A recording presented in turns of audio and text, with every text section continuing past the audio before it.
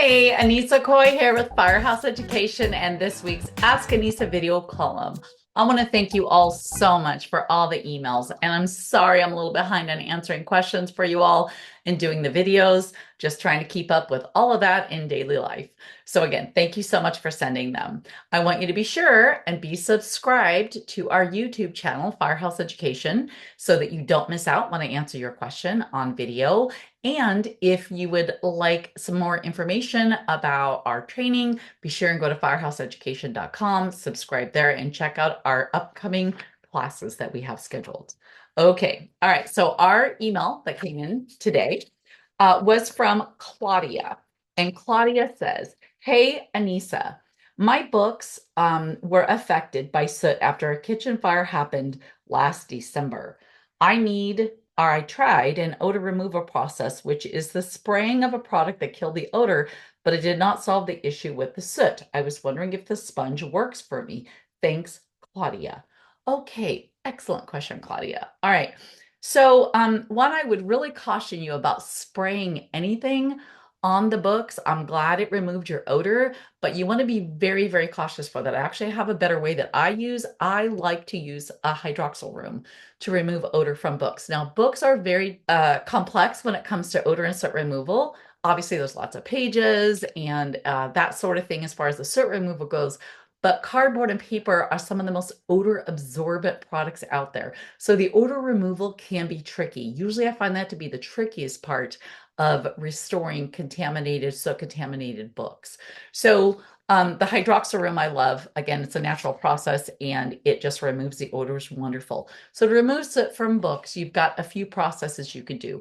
Yes, a chem sponge can definitely remove soot from a book. I do have the videos on my channel. If you go to my channel on YouTube and then search books, I've got a couple of videos that I've done using the chem sponge showing how you want to rub the or swipe the chem sponge on the outside of the book, the covers, the spines, how to hold them, and then how to properly do this removal on the pages. It can be very time consuming because you may have to do every single page, but often I find I don't have to do every page. It depends on the level of contamination and how the books were stored. Were they sitting upright in a shelf?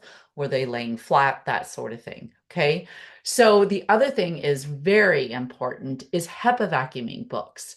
It's really important to use a good HEPA vacuum, very slow, and be able to, HEPA vacuum all the surfaces, the spines and all the edges and the front and back cover.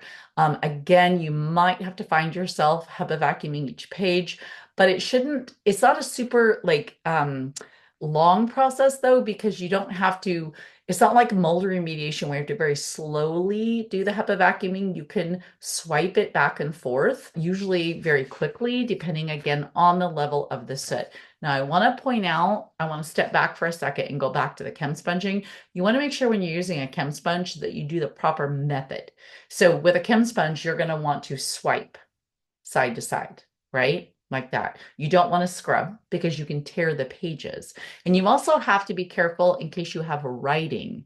Some books have like writing ink and or pencil on the inside or the back covers. So you want to be very careful because rubbing that chem sponge, especially like scrubbing back and forth, you don't want to do because it can actually erase the writing. And depending on the book, that could actually diminish the value if it's like a signed book by an author, that sort of thing. Sometimes if it's a hardbound book or it has a glossy cover, or maybe even a leather cover, you could do a damp microfiber cloth that would help remove soot and contamination as well.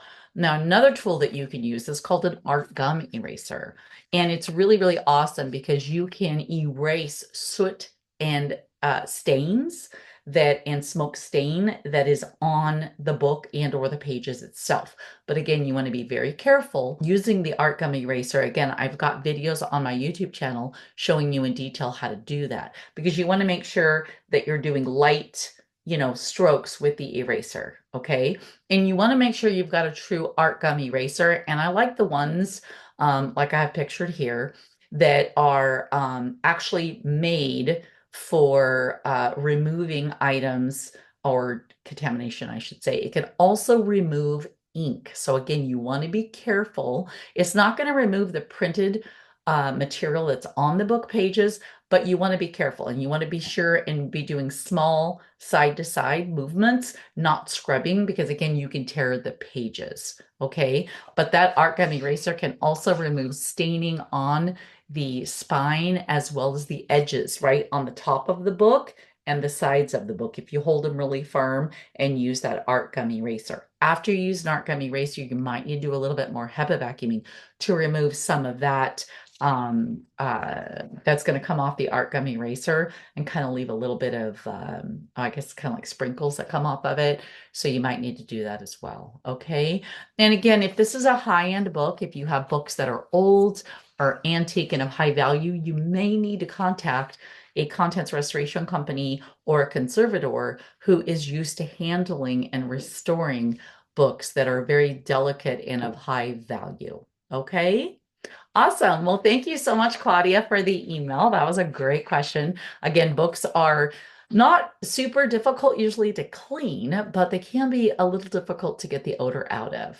So I'm happy to hear that you were able to overcome that. And again, my favorite way to remove odor from books is to use like a drying hydroxyl chamber room. Okay.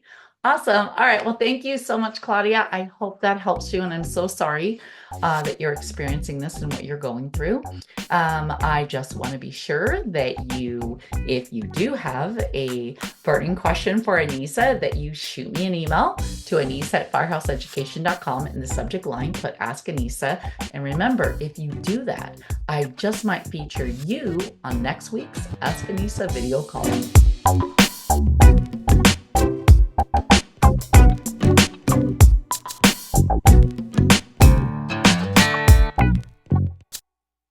Thank you.